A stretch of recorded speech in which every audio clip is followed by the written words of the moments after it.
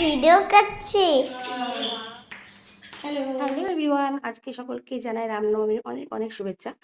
তো অনেকেই রামনবমীর পুজো করে থাকো। তো আজকে আমাদের ঘরেও টুকটাক পুজো হয়েছে।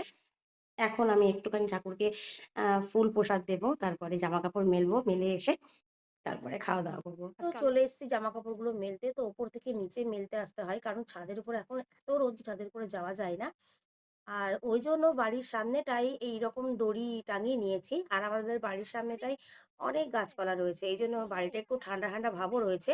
তা আমার জামা কাপড় মেলা দেখে মেয়েও বায়না ধরেছে, মেয়েও জামা কাপড় মেলবে, তো ওখানে তো হাত পাচ্ছে না।